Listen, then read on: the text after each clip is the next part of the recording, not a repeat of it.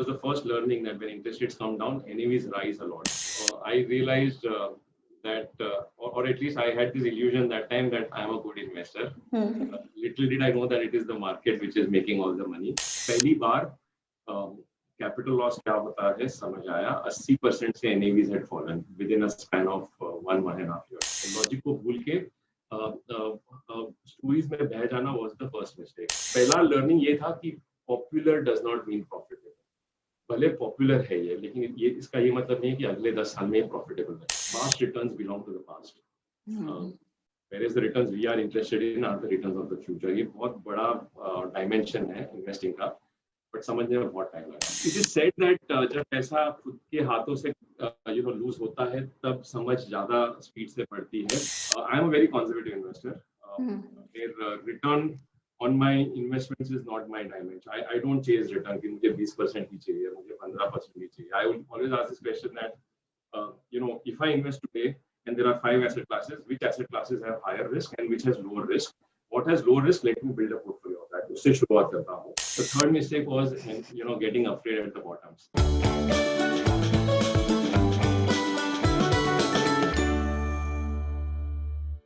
नमस्कार, बेगल्दी के नए वीडियो में आप सभी का स्वागत है.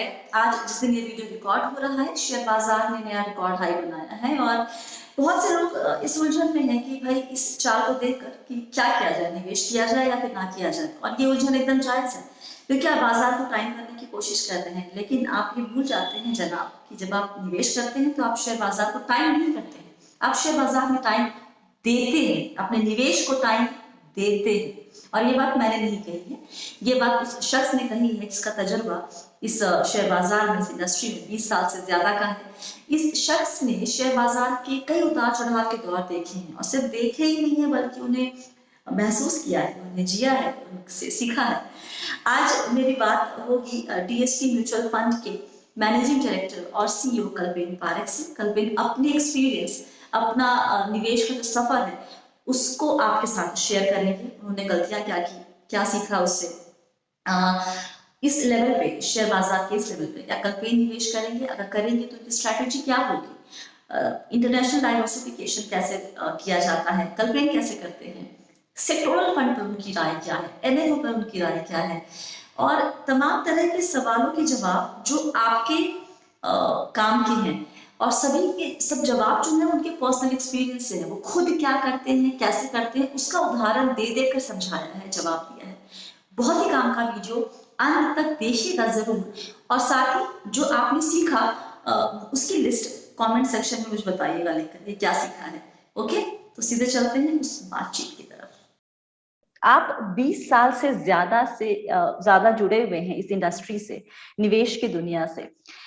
ये बताएं कि आपके लिए या फिर आपने पहली दफा इन्वेस्टमेंट वर्ड को, निवेश को सीरियसली कब लिया था? स्वाति, थैंकफुली कॉलेज में जब कैंपस इंटरव्यू हुआ, एक्सीडेंटली, रैंडमनेस कहो या गुड लक कहो, I was hired by an investment company called L&T Finance. और in those days they used to just hire fresh management graduates. और फिर हर फंक्शन में एक दो को स्प्रे करके डाल देते थे और दे वुड से अगले 2 साल तुम सीखो जो सीखना है.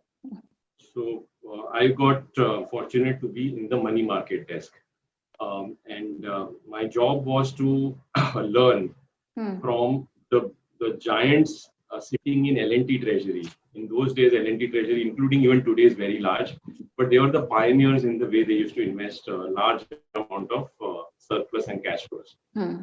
So my job was to just listen to the seniors around me and create worksheets from them, create worksheets for them, hear what they're talking and make reports and write. So the first year was just a year of learning from some of these investing giants who are like the treasurers or the CEOs of the L&T group today. So I worked with Mr. Govindan then. I worked with Mr. R. Krishna Kumar, who's the CEO today. So the concept of investing started since that day, and they had thousands of crores of treasury, and they said that let's look at investing in mutual funds, because mutual funds were just becoming mainstream in '98. उन दिनों में government of India के bonds जो yields थे वो 16% होते थे, या some of these public sector bonds were at 15-16% coupon. Equity investing was obviously not popular because जब अगर fixed income में ही 15-16% बने बिना कोई risk लिए, तो why will you want anything else? So we started investing in mutual funds, the treasury money, and just around the next 6 months, the government of India and the Reserve Bank liberalized interest rates. So rates which were held on at high levels were made market linked, and interest rates started coming down. So now 14, 12, 10, all the way down to 4 and 5. And when rates come down, it was the first learning that when interest rates come down, NAVs rise a lot. So our investment started making 20-25% return. So I realized that, or at least I had this illusion that time that I am a good investor. Little did I know that it is the market which is making all the money. But that was my first exposure to the world of investing. Okay, alright. और पहली बार कब लगा कि मैं बहुत अच्छा investor हूँ नहीं, जो पहले उस गुमान में आप आ गए थे कि मैं अच्छा निवेशक हूँ, ये भ्रम कब टूटा? ये भ्रम तो टूटा जब आई थिंक 2000 में वो पहला इंटरेस्ट रेट साइकिल रिवर्सल हुआ, तो all the returns which were there on the Excel sheet suddenly turned negative, and these were the returns on fixed income alone. Government securities fund में 20% return in those days we had seen very fast in a matter of year or two. But then because जब interest rate नीचे आए तो NAVs ऊपर चली गई, वैसे ही जैसे interest rates थोड़े ऊपर गए, these NAVs came down. So that was the first exposure, that it was the market making the returns for me, not me making the returns for my company. And the second phase was, that was also the time when US 64 had happened. And when that scam broke out, there was a sharp correction in markets. So that was my first exposure of volatility. आज आप मुझे ये बताएं कि ये 20 साल में आपके पर्सनल इन्वेस्टमेंट में, अगर हम आपको as a managing director and CEO नहीं अभी मान के चले, एक निवेशक के तौर पे देखें, आपने अपने निवेश में क्या क्या गलतियां करी हैं? मुझे 3 गलतियों के बारे में अगर बताएं और आपने उससे क्या सीखा? पहली गलती स्वाति was जो मैंने बताया 99-2000 में, इसको मैं बोलता हूँ कि स्टोरीज को बिलीव करना, नैरेटिव्स को बिलीव करना, ना कि डेटा पे या नंबर्स पे ध्यान देना. वो मेरी पहली गलती थी. And I give you a live example of that. So like I said, उन दिनों में टेक्नोलॉजी का बहुत बड़ा बबल बिल्ड हो रहा था दुनिया भर में, and it was the Y2K movement, और बोला जा रहा था कि India will rule the world in terms of technology, and Indian companies were doing work for NASDAQ, and their logos were there on all the screens out there in US. So the story was that India will rule the world and these companies will continue their superlative growth. लंबे हद तक ये growth चलते रहेगा. And these were also the days जब India के iconic companies थी, जैसे Infosys है या Wipro है, they were all launched in the market 96-97, but they started taking off. और उनके profits were also rising very fast. So some of them became very large over the next 20 years. And बहुत सारी companies collapsed हो गई because they were not having a sound business model. Right? उनके they were running on stories, they were running on emotions, they were running on a bubble becoming bigger, and people just buying the bubble, not the fundamentals. So I remember 2000 से 2008 या 9 तक Infosys ने profits 50% से grow किए अपने, लेकिन उसका जो स्टॉक प्राइस था वो 10 साल कहीं नहीं गया, क्योंकि 99-2000 में company got valued at 100 times price to earning multiple. So basically we all paid 100 times multiple, assuming this company's profits will continue like this for the next 100 years in a very crude way. So हम stories पे ज्यादा भरोसा करने लगे कि without asking this question कि अगर India की कोई भी कंपनी अगर 100% से प्रॉफिट अगर अगले 20 साल भी ग्रो करेगी तो it will become the largest in the world. Is that logical? Not logical. Logic को भूल के स्टोरीज में बह जाना वाज द फर्स्ट मिस्टेक.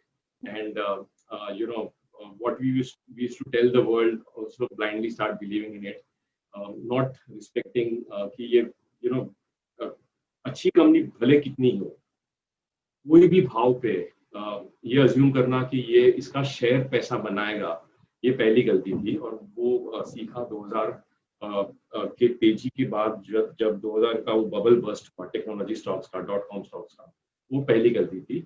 और जो पहला लर्निंग ये था कि popular does not mean profitable. भले पॉपुलर है ये, लेकिन ये इसका ये मतलब नहीं है कि अगले 10 साल में प्रॉफिटेबल है इन्वेस्टमेंट। इसको अगर आज के कॉन्टेक्स्ट में देखें तो अभी आपको पॉपुलर क्या लगता है? इतने डिफिकल्ट सवाल है यार, बट ओके, सो अभी पॉपुलर है good companies, high quality companies which generally come from consumer space as one segment. Then IT companies again have become popular. पिछले 1.5-2 साल में कोविड के ट्रांसफॉर्मेशन के बाद जो डिजिटल ट्रांसफॉर्मेशन हुआ है, companies are reinventing their business models. अलग अलग सेक्टर में लोग टेक्नोलॉजी का यूज बढ़ा रहे हैं, तो उसके चलते technology stocks have got rerated, so they are very popular currently. I think these are two very common themes, and then there are some smaller themes like specialty chemical companies are becoming very popular of late. Some part of the healthcare and pharma segment where companies have done 3 to 5 times stock price performance just in the last 3 years. So these are the pockets which are becoming reasonably popular. एक गलती आपने बता दी, दूसरी गलती आपकी 20 साल के experience में? दूसरी गलती ये है कि हम सब कंपैरिजंस करते हैं जब भी कुछ अपने लिए खरीदना होता है, या we all like to compare, right? In school also we like to compare, मेरा रैंक बाजू वाले के रैंक से क्या है, मेरा स्कोर बाजू वाले के स्कोर से क्या है। आज ही my son was telling me that in his unit test got over and he said I got 92.5. तो मेरा पहला सवाल या जवाब ये नहीं था कि अच्छी बात है, 92.5% is a good number. I said तुम्हारे फ्रेंड्स को कितने मिले? And I was reflecting that why this comparison. The same mistake we make in investing. तो जब मैंने जब इन्वेस्टमेंट सीखा और धीरे धीरे मेरे खुद के सैलरी, जो भी छोटी सैलरी हुआ करती थी in those days, I used to invest in my own funds, in my own schemes. The selection parameter was fundamentally wrong. और सिलेक्शन का पैरामीटर क्या हुआ करता था? The parameter used to be open in Excel sheet and see कि पिछले एक साल में किस फंड ने सबसे अच्छा रिटर्न दिया है। So I remember I was in Prudential ICICI those days, and there were 8-9 equity schemes. So we would always say, okay, this scheme has given the best return, so let me put this month's salary in this scheme. And then next month when you have your new cash flow again, you say, okay, now this fund has given the best return, so put it. So the dimension of investing a fund was only one dimension, which fund has given the highest return. कितने साल लगे ये proper asset allocation अपना करने में कि हाँ अब इतना पैसा यहाँ जाना है और ये पूरी समझ आ गई? I think bear markets teach a lot of good lessons. 2008 की मंदी में बहुत काफी हद तक क्लैरिटी मिलना शुरू हो गई, and around 2007-8 is also the time when I started getting exposed to wiser people around me, wiser people in the market, few wise investors who taught me some of these principles. That the first principle of investing is the margin of safety होनी चाहिए investment में। Always ask this question that what can go wrong? If you go wrong, because things will go wrong. लेकिन एक निवेशक कैसे ये समझेगा कल्पेन कि वो पैसे कैसे गवा सकता है? ये तो गवाने के बाद शायद मतलब एक बार गवाना मैंडेटरी है सीखने के लिए। It is said that जब पैसा खुद के हाथों से लूज होता है तब समझ ज्यादा स्पीड से बढ़ती है, but there can be a better technique to learn faster. किसी और की गलती से अगर हम सीख सके तो अच्छी बात है, and which is where the role of reading becomes very important. The universal rule is most of us start with small money, right? Because we are not endowed with a lot of wealth on day one. We are a middle class country at large, so we will never lose big money on day one. We always start with small money, and thankfully the lessons, the price to pay for these losses are also very small things. But what is important is to learn fast and not repeat those mistakes. And try and learn from others' mistakes. And Charlie Munger ने जो बोला है कि ये statement बहुत powerful है, समझने में बहुत time लगा, where he said that tell me where will I die, so I never go there. So many times I ask this question, and it has really helped me shape my investment thinking. I am a very conservative investor. Their return on my investments is not my dimension. I don't chase return कि मुझे 20% ही चाहिए, मुझे 15% ही चाहिए. I will always ask this question that if I invest today and there are 5 asset classes. Which asset classes have higher risk and which has lower risk? What has low risk? Let me build a portfolio of that. उससे शुरुआत करता हूँ. 2002 या 3 में I met one very large investor. I'm in touch with him even today after 17 years. So, you know, like a professional from any mutual fund company, tie suit पहन के I was in front of him. और मैंने उसको पूछा कि sir आपका risk appetite क्या है? And he said कि so he's a Marwadi investor. He said कि मेरे पिताजी ने मुझे एक चीज सिखाई है कि इन्वेस्टमेंट में रिस्क एपिटाइट 0 होना चाहिए. बिकॉज अगर रिस्क एपिटाइट, मेरा एपिटाइट सिर्फ अच्छे खाने का है, मेरा रिस्क एपिटाइट 0 है. वो आप सब टाई सूट पहन के लोग आते हो, अच्छे अच्छे प्रेजेंटेशन करते हो और ये सब सवाल कहाँ से सीख के आते हो, बट रिस्क एपिटाइट 0 होना चाहिए. This was a very deep thought. Not to say कि रिस्क नहीं लेना चाहिए या वोलेटिलिटी नहीं लेनी चाहिए, बट थिंकिंग ये हो कि रिस्क कहाँ बहुत ज्यादा है या इररेशनल है, वो रिस्क से दूर रहो.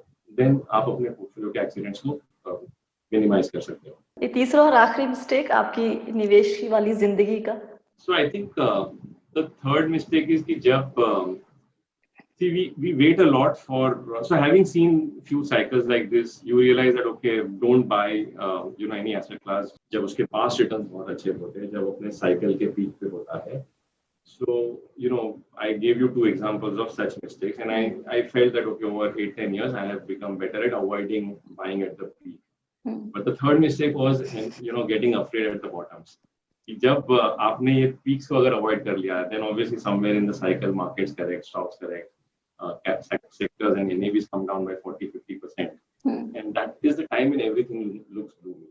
वो ऐसा समय होता है कि जब लगता है कि नौकरी भी रहेगी या नहीं. तो 2007-8 में पता है जब ये सिमिलर साइकिल हुआ था, फिक्स्ड इनकम में लोग म्यूचुअल फंड से मैसिव रिडेम्पशन कर रहे थे, एफएमपी से पैसा निकाल रहे थे, stocks had collapsed, 21,000 Sensex had come down to 8,000. तो 8,000 पे लगता था कि 6,000 क्यों नहीं होना चाहिए.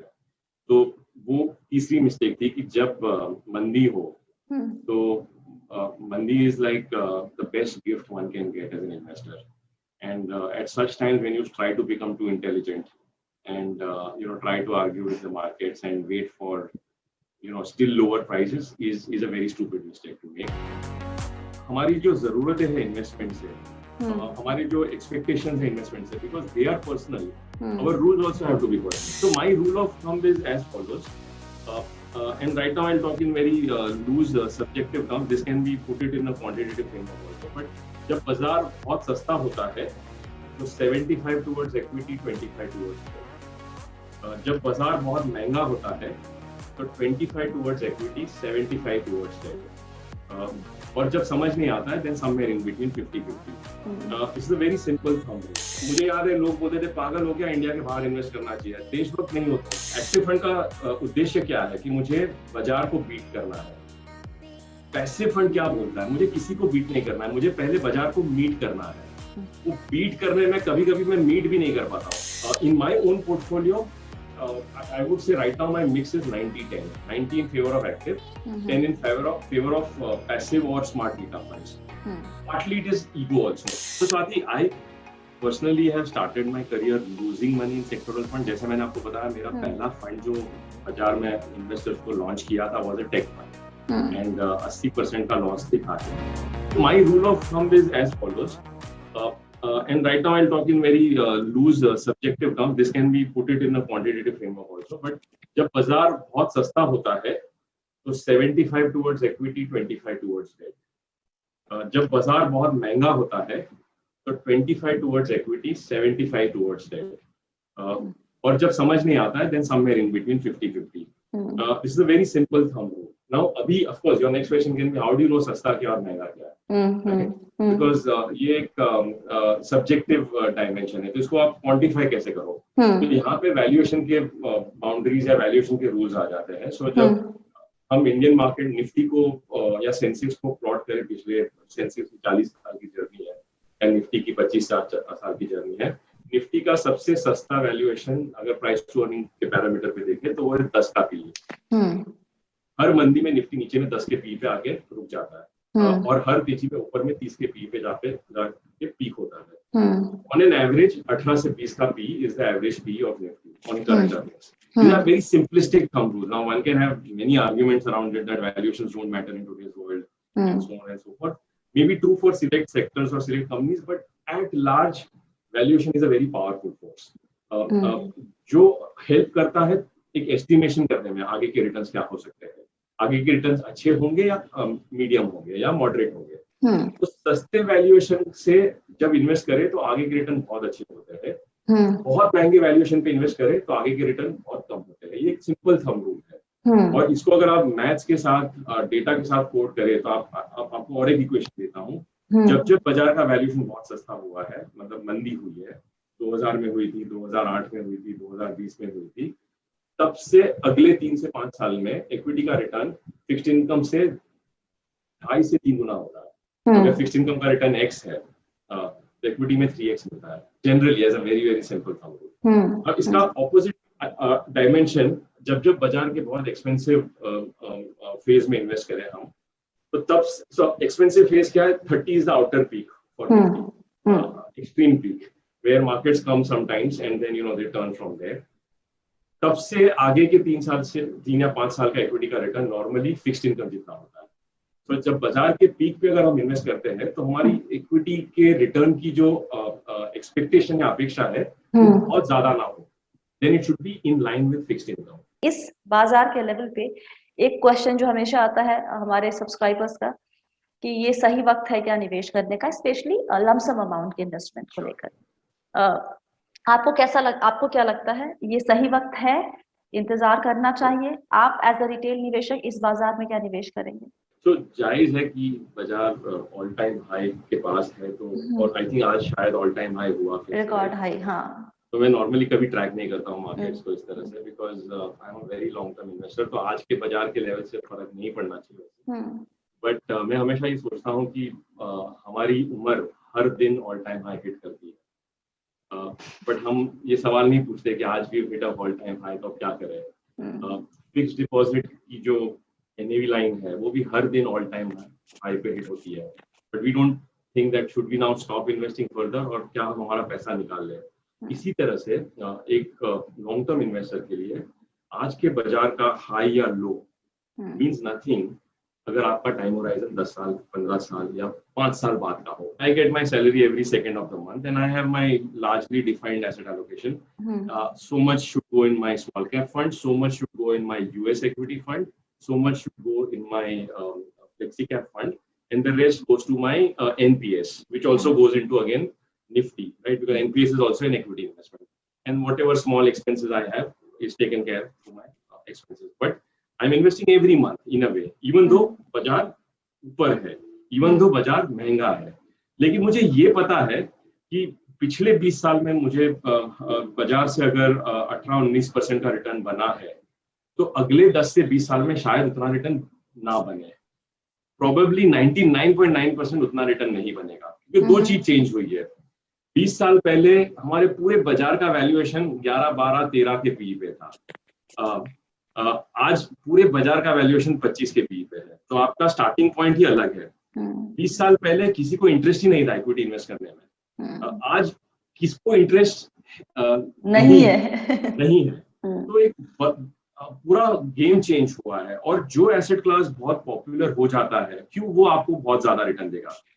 लेकिन तीसरा डायमेंशन जो ध्यान में रखना जरूरी है कि 20 साल पहले अगर इंटरेस्ट रेट्स इंडिया में 10% पे थे और अगर मैंने 15% का रिटर्न बनाया इक्विटी में, तो मेरा जो एक्स्ट्रा डेल्टा था वो 5% था। आज इंटरेस्ट रेट 5 पे है, तो आज अगर हमने 10% भी बना लिया इक्विटी में, we should not feel disappointed. मेरा ये मानना है, और शायद आई एम रॉन्ग, बट मेरा मानना है कि बाजार थोड़ा ज्यादा आगे चल गया है। मुझे 1 साल पहले भी ये लगता था और अभी और ज्यादा लगता है, और मुझे एक चीज पता है कि मैं पैनिक करूंगा तो मैं तेजी में करूंगा, मैं मंदी में कभी पैनिक नहीं करूंगा। बिकॉज आप अगर मंदी में पैनिक करोगे तो आप कैपिटल में नुकसान करोगे, अगर आप तेजी में पैनिक करोगे तो आप सिर्फ रिटर्न में नुकसान करोगे। As an investor I am okay मेरा रिटर्न थोड़ा कम हो, but I am not okay कि कैपिटल को नुकसान हो। तो मेरा पैनिक करने का तरीका क्या है, थोड़ा इक्विटी से प्रॉफिट बुक करके डेट फंड में डाल दिया, और इसमें से फिर से monthly systematic transfer plan equity में शुरू कर दिया, तो अगले 12 महीने में ये 12 इंस्टॉलमेंट में इक्विटी में लग जाएगा। तो अगर बाजार नीचे भी आएगा तो मुझे लोअर एनएवी का बेनिफिट मिलेगा। फ्रीक्वेंटली आस्क्ड क्वेश्चन, ये आईटी थीमेटिक फंड और फार्मा, आप बता दीजिए कि भाई देखो सेक्टोरल फंड बहुत ही साइक्लिकल इन नेचर होते हैं, आप कब घुसना है कब निकलना है, इट्स वेरी नहीं 50% रिटर्न दिख रहा है, 100% रिटर्न दिख रहा है, और अभी तो कोविड खत्म हुआ नहीं है, तो मतलब ये भी और अच्छा और चल करेंगे। सकता है। क्या करना चाहिए? अब इस चीज को लेके कैसे डील किया जाए? आपको लगता है सेक्टोरल फंड की गुंजाइश है कि रिटेल निवेशक के पोर्टफोलियो में? तो Swati, I personally have started my career losing money in sectoral fund. जैसे मैंने आपको बताया, मेरा पहला फंड जो बाजार में इन्वेस्टर्स को लॉन्च किया था was a take fund, and 80% का लॉस दिखा है। At the same time I am a chemical engineer, so anything which is linked to metals and mining, I am generally fascinated with that. So last 2 years back I have invested very aggressively. हमारा एक fund है जो metals और energy companies में invest करता है। तो मेरा डेफिनेटली एक्सपोजर मेटल्स वाले फंड में है, हेल्थ केयर फंड में है। These are the 2 sector funds that I have, and gold वाले फंड में है। So these are some very aggressive sector funds. But क्या मैं रिटेल इन्वेस्टर को रेकमेंड करूंगा? इसे नहीं। अगर आपके पास फॉर्मूला ना हो इसको समझने का, एक ही रूल है कि अगर किसी चीज को चूज करने का फॉर्मूला आपके पास है और अगर ये फॉर्मूला टाइम टेस्टेड है तो आप उसको अप्लाई कीजिए। अगर आपके पास फॉर्मूला नहीं है तो किसी को सुन के आप इन्वेस्ट मत कीजिए। और सबसे बड़ा रूल सेक्टर फंड में इन्वेस्ट करने का जो मैंने सीखा है कि जब सेक्टर फंड का रिटर्न अगले पिछले 3 साल का नेगेटिव हो तब उसको देखना शुरू करो, तब पैसा लगाना शुरू करो, नॉट जबकि उल्टा हो। जब रिटर्न 100% पॉजिटिव हो या कोई सेक्टर, जैसे हम वेबसाइट पे देखते हैं which are the best funds, और जो बेस्ट सेक्टर फंड्स है वो ऊपर दिखेंगे। Perhaps that is the time to get out of those sector funds, not get in. एक सवाल ये आता है कि जिस डोमेस्टिक फंड में थोड़ा सा इंटरनेशनल एक्सपोजर ऑलरेडी है वो लिया जाए या फिर प्रॉपर एक हार्डकोर इंटरनेशनल फंड लिया जाए? What's your take on that? Okay, so it's like this. You know, when I step down from my home, मेरे बिल्डिंग के नीचे there is bouquet of 7 or 8 food shops. So पहली दुकान है आर्य भवन, which makes the best South Indian food. So they offer you a full plate of idli, dosa and coffee. आप माटुंगा में रहते हैं? No, I stay in Vile Parla. अच्छा. So आर्य भवन has just started around a year back. So वहाँ पे आपको एक बुके मिलता है।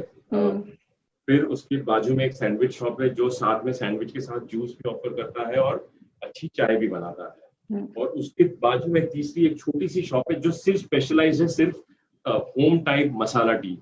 सो नाउ इट कंफ्यूजेस मी कि आज सिर्फ यूनिक चाय वाले दुकान में जाके चाय पिए या वो सैंडविच वाले शॉप में बैठ के सैंडविच के साथ चाय पी जाए।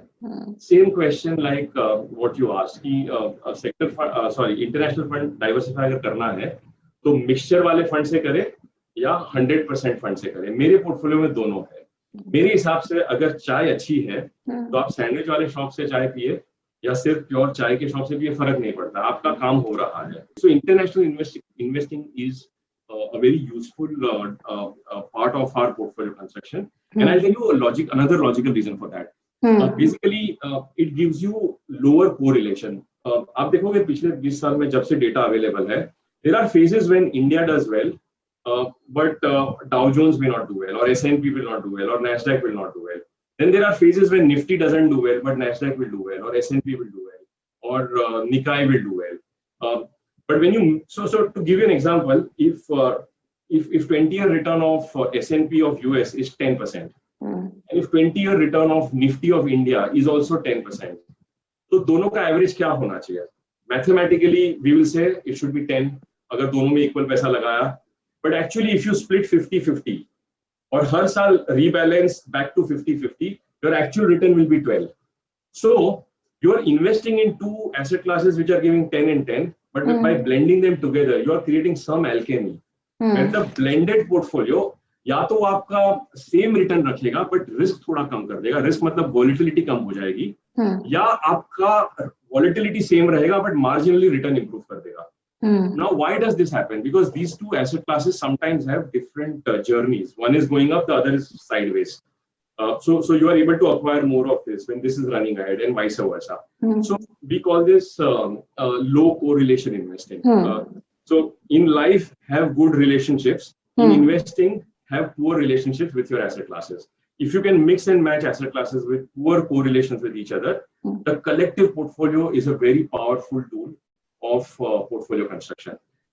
How frequently one should rebalance the portfolio then? Okay. So ideally, the least, जितना कम करो अच्छा है, बिकॉज हर रीबैलेंस में कुछ ना कुछ कॉस्ट होता है, या तो टैक्स लगता है, या लोड लग सकता है, या कुछ नहीं तो टाइम लगता है, because every time you sit for rebalance it takes away some time, right? Because you have to make a decision, and the more decisions you make, see, the fundamental rule is human brains are not evolved to make investing decisions. So if we make more decisions, we'll make more errors. The idea is to minimize decisions. Now, so what is the rule for rebalance? One, rebalance when there is imbalance. अगर portfolio में imbalance है तब उसको आप rebalance करो. अगर portfolio ठीक ठाक बैलेंस है, so just to give an example, 50-50 is my asset allocation for example, साल के बाद भी because both the asset classes give more or less similar return, it remains 50-50 or 48-52. It's not a material shift. So if I want to run 50-50 and my allocation shifts by 10 percentage points is when I think of rebalancing. For example, I wanted to have 65-35 as my equity and debt allocation, which was the case last year in March. Now March में because 40% से equity correct हो गया, that 65 का 40% आप हटा दो, तो 20% से equity कम हो गया था. So equity become 40. So it meant I had to shift from debt to bring it back to 60. But see the power of just that simple rule. It forced me to invest 20% more in equity in a month in March, when I would have had no courage to invest. अच्छा, अब एक सवाल again आजकल debate का issue बना हुआ है, active versus passive. Active के एक्सपर्ट्स कहते हैं कि एक्टिव का जो रिटर्न है, बहुत कम एक्टिव फंड्स हैं जो बीट कर पा रहे हैं इंडेक्स को या बेंचमार्क से अच्छा रिटर्न दे रहे हैं. फिर निवेशक परेशान और कंफ्यूज कि क्या करना चाहिए. डेटा ये दिखाता है दुनिया भर में कि पैसिव को बीट करना मुश्किल है. डेटा ये भी दिखा रहा है इंडिया में लार्ज कैप्स में पैसिव को बीट करना मुश्किल हो रहा है. अभी भी काफी हद तक 30 से 40% फंड्स हैं जिन्होंने पैसिव को बीट किया है. तो ऐसा नहीं है कि वो ऑप्शन नहीं है. बट एज एन इन्वेस्टर क्या आप ढूंढ पाओगे कि अगले 10 साल के विनर्स कौन है एक्टिव के? अगर आप नहीं ढूंढ पाओगे तो फिर at least some part of passive becomes useful. what do they say? Active fund का उद्देश्य क्या है कि मुझे बाजार को बीट करना है. पैसिव फंड क्या बोलता है? मुझे किसी को बीट नहीं करना है, मुझे पहले बाजार को मीट करना है. वो बीट करने में कभी कभी मैं मीट भी नहीं कर पाता हूँ. बाजार ने 12 दे दिया और मेरा 11 रह गया, तो आपका 1% का नुकसान हो गया. So hence passive can become a part of the portfolio. And then as investors, if you can learn the techniques of choosing the right active managers, then you add active as well. In my own portfolio, I would say right now my mix is 90-10. 90 in favor of active, 10 in favor of passive or smart beta funds. Partly it is ego also, because it is my ego that when I am heading a mutual fund, am I saying that we cannot generate excess returns, and can my team not generate excess returns? And so far I have evidence and data that these styles have been able to generate excess return, including today also. I would say that have passive funds for a large chunk of the large cap exposure, और large cap के बाहर का जो exposure आपके portfolio में बनाना है, वहाँ पे active funds will still play a role. But inactive funds, avoid chasing the past performers, because if you do that, then it is a recipe for underperforming even the benchmark. How many funds should be there in the portfolio, Kalpe? Many. I think it's like they say, one of my ex-colleagues, he always used to tell me, he's the CEO of Kotak Mutual Fund now, and I've heard a lot. And you have as many as kids you can have in your family. ध्यान रख सकते हो उतना रखो. अगर आप 100 का ध्यान रख सकते हो तो 100 रखो. But there is no science for this. But generally, see what happens is कि आप जितने भी फंड ऐड करो, मान लो आपने DSP के 3 फंड में डाले, फिर XYZ फंड में डाले, इन सब के underline stocks more or less same होते हैं. नया फंड ऐड करके आप आपके पोर्टफोलियो में नया डायमेंशन ऐड नहीं कर रहे हो. Personally I would say that 4 to 5 funds should be good enough to build a long term. Provided these 5 funds are इनके बीच में एक लो कोरिलेशन थोड़ा बहुत हो और स्टाइल डाइवर्सिटी हो. अगर इन्वेस्टर समझ सकता है आईपीओ के पीछे की बैलेंस शीट को, तो उसे आईपीओ में बिल्कुल इन्वेस्ट करना चाहिए, like any good stock. But नहीं समझ सकता है तो आप म्यूचुअल फंड को दे दो आपका पैसा, हम डिसाइड कर लेंगे. अगर आईपीओ अच्छा है तो हम लगा देंगे, अच्छा नहीं है तो नहीं लगाएंगे. आपको अलॉटमेंट और उस सब की झंझट की जरूरत ही नहीं है. सो आई थिंक एक हमारा वो एक गैम्बलिंग का instinct, I won't use the word gambling, but एक इंस्टिंक्ट होता है कि कुछ नया है तो अच्छा है. Now let me come to NFO. NFO में फंड ऑफर नया है. फंड ने पैसा इकट्ठा कर लिया, 1000, 2000, 5000 करोड़. ये पैसा कहाँ लगा? आप देखिए उसका पोर्टफोलियो. तो पोर्टफोलियो तो ओल्ड है, जो आपके एग्जिस्टिंग फंड्स में भी है, right? So is the portfolio new? If yes, then you have to ask this question that, okay, is it worthy of adding in my bouquet of schemes? But if the portfolio is also going to be old, then I'm just increasing my paperwork. I'm increasing more kids in my family, and not adding value to my portfolio. So हमारा lens होना चाहिए not about the NFO, but whether that product is unique, is it different? ये मेरे portfolio में नहीं है. भले बाजार में ऐसे और 10 फंड्स होंगे, बट ये नए फंड से मेरे पोर्टफोलियो में एक एक्स्ट्रा डायमेंशन ऐड हो रहा है. I'll give you my own example. I have so far invested globally, mostly in value style stocks.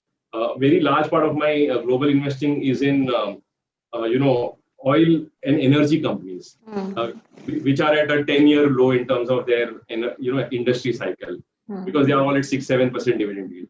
And another large chunk is in companies which mine gold. So these are not the fashionable innovation companies or the disruption companies of the world. So tomorrow, if there is an NFO which is about global innovative companies, global tech companies which are disrupting the world, then it will complement my portfolio. Else it will not. So I think what is that NFO all about is very important. Number 2, you said बारिश हो रही है NFO और IPOs की, तो हमने सोचा कि हम थोड़ा अलग से इसमें कंट्रीब्यूट करें. तो हमने एक कॉन्सेप्ट फिलहाल लॉन्च किया called OFO. I don't know if you have noticed it. No. I have read the documents and I've spoken to Arun about it. It has a very nice sound to it. It's OFO. It's like OFO. So the whole thought, Swati, was we have a fund called DSP Flexicap Fund. 24 साल की history है. 24 साल में 19% का CAGR return है, लेकिन 24 investor नहीं है जिन्होंने 19% कमाया, या ये 24 साल रहे. So we have some 19 investors who have stayed through this entire journey of 24 years. Wow. ये जब हमने information देखी और मैंने किसी के साथ share की, that person told me that who is to be blamed for this? What have you done to tell the world at large that old is also good? What you have told the world always is that new is good. And the world generally believes the new is good. नया shirt है तो अच्छा है, नया iPhone है तो अच्छा है. But in investing, perhaps old is always good. Or as long as old is good, why go for the new? So that was like a big defining tube light that as owners of funds, we need to also do justice by helping investors respect the old, by making them aware of the old, and telling them that don't only chase the new. Respect the new if the new is good. नया अच्छा है तो by all means add कीजिए, but अगर नया पुराना ही है तो फिर पुराने के साथ ही रहिए. Thank you so much कल्पेन. काफी वक्त दिया आपने और काफी डिटेल में बातें बताई हैं. आई एम श्योर वीवेल्थी के सब्सक्राइबर्स या व्यूवर्स बहुत कुछ सीखेंगे इससे. Thank you so much. Thank you. ये बात बस यहीं पर खत्म होती है. आपने जो सीखा है उसकी लिस्ट मुझे नीचे कमेंट सेक्शन में चाहिए. जरूर आप लिखिएगा. साथ ही ये बताएं कि आप और किसको सुनना चाहेंगे, किसके बारे में जानना चाहेंगे. हम उनसे बात करने की कोशिश करेंगे. और अच्छा लगा वीडियो तो आप लाइक करेंगे, शेयर करेंगे. यस, टाइम स्टैम्प आपको मिल जाएगा, आपको डिस्क्रिप्शन बॉक्स में और कमेंट सेक्शन में. चैनल सब्सक्राइब नहीं किया अभी तक तो कर दीजिए, बेहतर होगा. नए वीडियोस का अलर्ट मिल जाएगा आपको. याद रखिए, आप हैं मेरे स्वाति के साथ और हम सब हैं बहुत ही सावधानी और समझदारी के साथ अमीर बनने के सफर पर. आप सभी को बहुत बहुत बहुत सारा प्यार और दुलार. Stay blessed, healthy and be healthy.